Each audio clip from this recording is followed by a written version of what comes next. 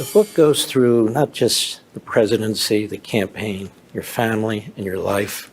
Save America. A horrendous day. You're almost murdered. Yeah. Somebody else was. A horrendous day. One of your supporters was murdered. You were injured. I'm just saying, if you worded it like you gave a shit, maybe we wouldn't all think it was hinky as shit. 6-7 weeks ago. 6-7 weeks ago.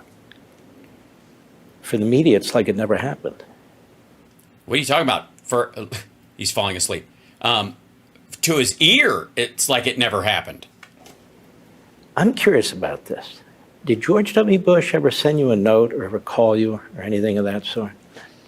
I've gotten so many, I don't know. Yeah. All I know is 2 hours after, my people called RFK Jr. and he and I talked for 3 hours like schoolgirls. And then I forgot what had happened that day. Not much of one. So it's possible. I hated that he got us into the Middle East. I just hated it. We spent $9 trillion, blew the hell out of the place, and we left.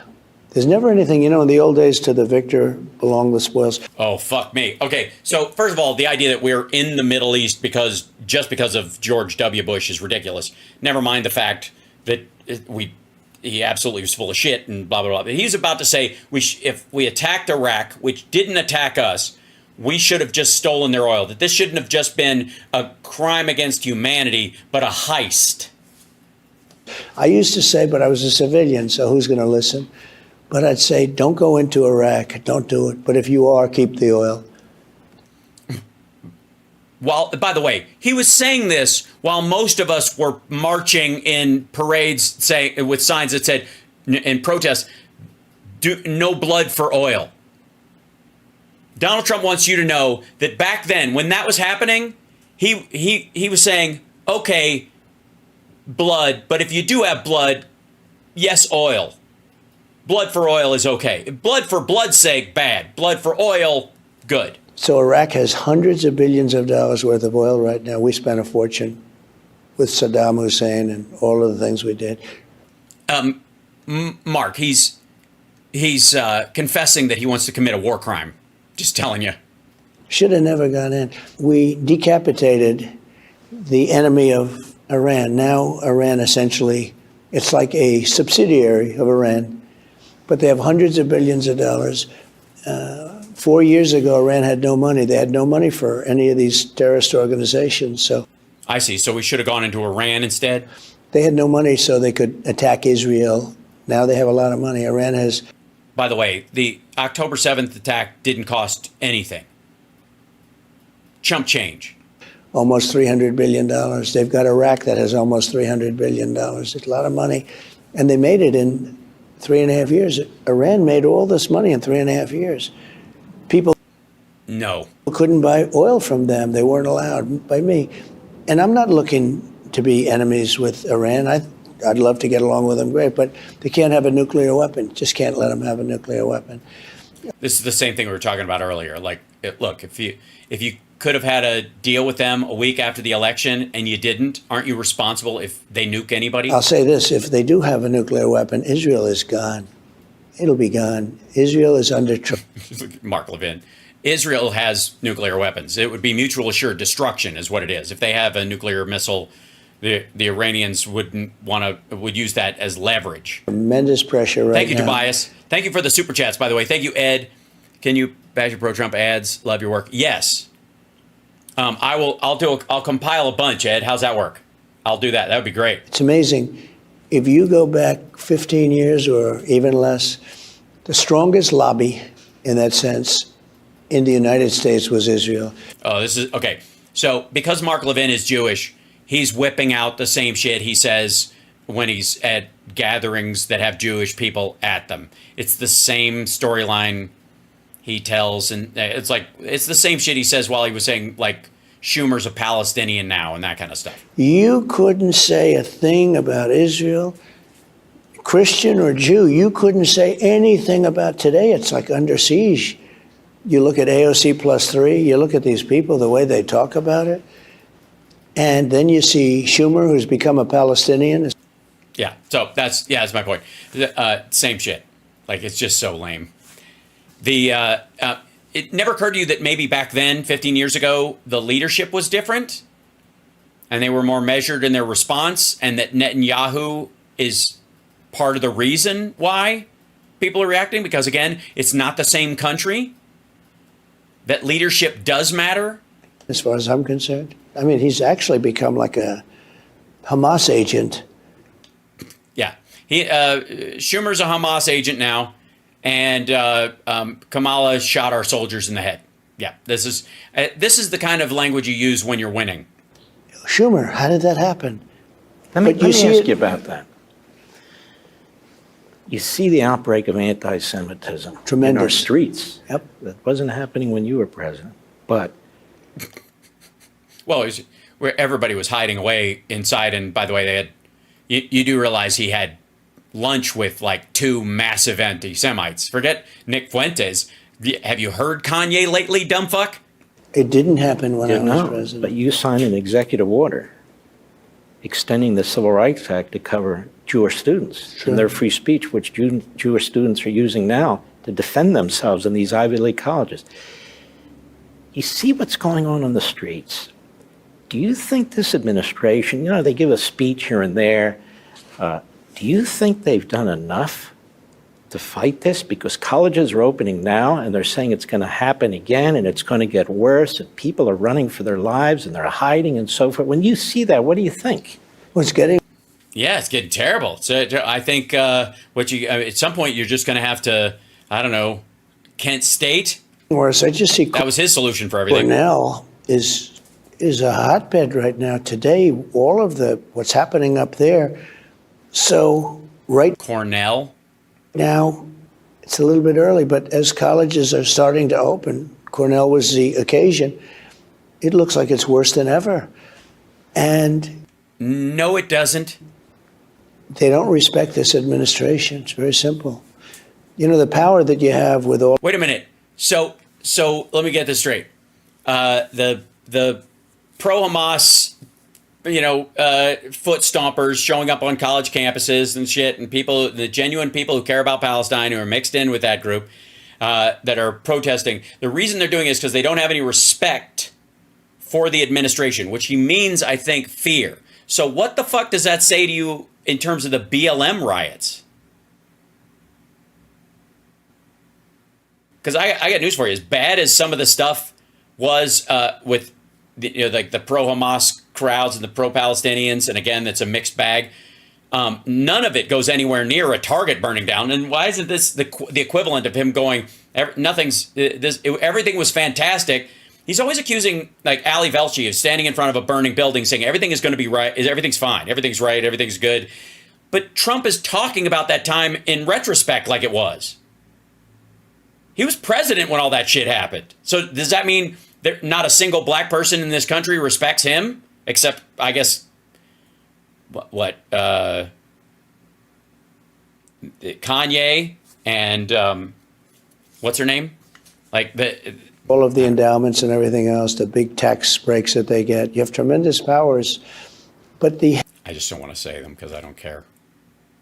heads of these schools seem like either they're weak and pathetic or they're sort of Marxists themselves, fascists, Marxists. Fascists and Marxists would just put it down. One of the professors was on from Cornell today, and he was talking about how the head people at the school are almost encouraging the students to Protest freely and in a free society? Weird. destroy the place. It was actually an amazing statement. You think, I could see them cowering in a corner, but I can't see that they're actually helping it. And it's Yeah, because they weren't. shocking when you look at Columbia from last year, but it looks like it's going to get. So Columbia now, Cornell, you think he meant those are the same place? Very bad, actually. It looks like it's going to get very bad. It's a little bit early yet. The season's just beginning. Schools are starting to open up. Most of them haven't opened yet, but the ones that have, it's nasty. It's nasty, and the government does nothing about it. Would you consider federal funds that go into these schools? Yeah, You have tremendous power over those schools. It seems to me we blackmail institutions all the time with federal funds. The Democrats do too. Oh, so Mark Levin is suggesting that we blackmail institutions with federal funds so that they put down protests quickly in a way that that makes us look better. But not here. They just seem to have wide berth to go for it. Well, also speech. I mean, you're not allowed to, if you're Jewish and talking about a positive Jewish event, or whoever you may be, or if you're conservative. If you're Jewish and you happen to be talking about a positive Jewish event, what are you talking about? A bris or? Even, you can't, they won't let you speak. No, you cannot mention bris on a college campus right now. So I wrote out an order, a very strong order, and everybody went and spoke. But that doesn't mean they love it. We put a big order that they have to pay massive penalties if they don't let conservatives speak. Mm-hmm. Mm-hmm. We did a lot for... So conservatives, not so much Jews, even if those conservatives are anti-Semitic, which a bunch of them are. You mean like Nick Fuentes? Jewish people, because... Oh, and by the way, I think he means Ben Shapiro in some of these. That's why, I don't know. Oh, and I think mainly Ben Shapiro. We were able to turn that tide, but now it's turning back, and Biden does nothing.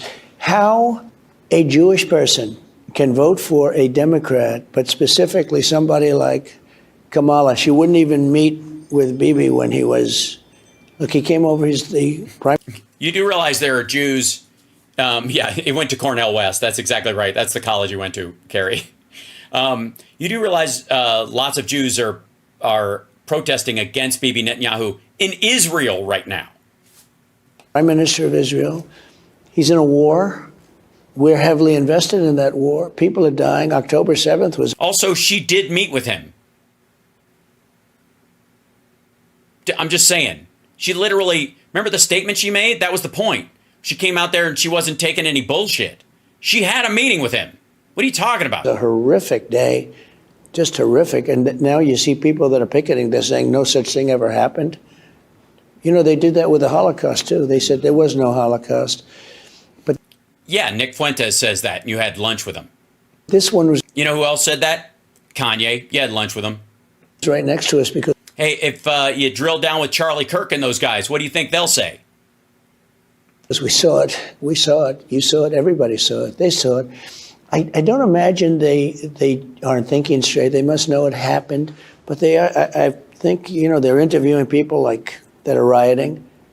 What about October 7th? It never happened. Now, either they're conning us or they really believe it never happened, and that's maybe worse.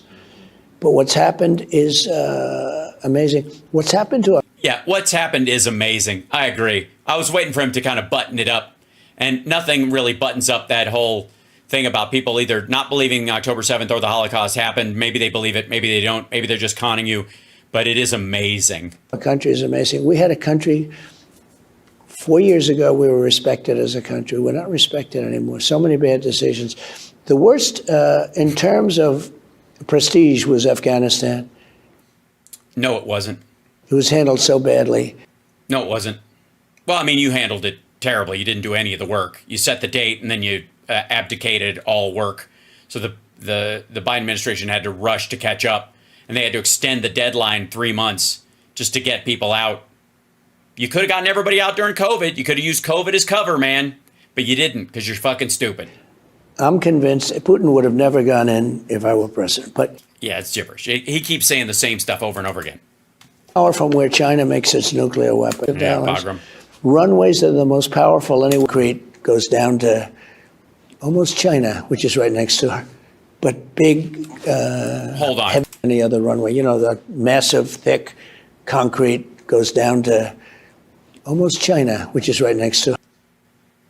Okay, the whole point is like all the way through because China's on the opposite side of the world, but if it's an hour away, I don't know what the fuck he's talking about. It's just weird.